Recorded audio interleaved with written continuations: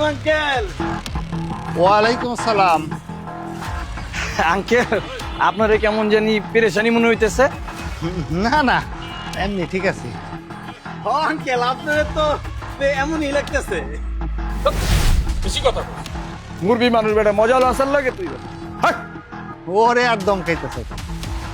আসলে ঘটনা হয়েছে, সামনে আমার মেয়ের বিয়ে, তো একটু দৌড়াদৌড়িতে আসি তো। শুনছি মেলা আয়োজন করছে, বহুত পেরেশানির মধ্যে আছেন, ব্যাপক আয়োজন, অনেক লোকজন খাওয়াইবেন, ধুমধারাক্কা বিয়ে হইব আঙ্কেল। তোমরা তো দেখি সব খবরই রাখো। হ আঙ্কেল, এই সমস্ত খবর টবর তো আমার কাছেই থাকে।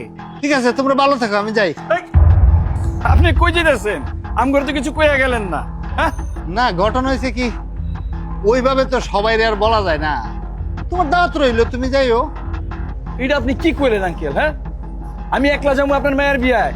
এই যে পোলাপান গুলি যে রয়েছে এলাকায়, যে আরো পোলাপান আছে, এত পোলাপান আপনি দাওয়াত দিয়ে খাওয়াইতে পারবেন?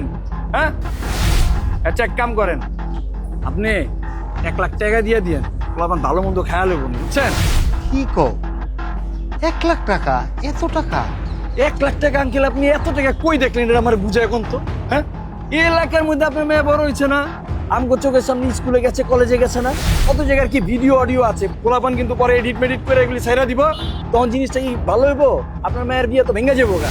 কি ভাই? তো গ্যাঞ্জাম গুঞ্জাম করেন না, আপনি 1 লাখ টাকা দিয়ে দিন। আপনি কি চান দেশটা এইভাবেই চলুক, না পরিবর্তন চান? পরিবর্তনের জন্য আপনাকেই সিদ্ধান্ত নিতে হবে।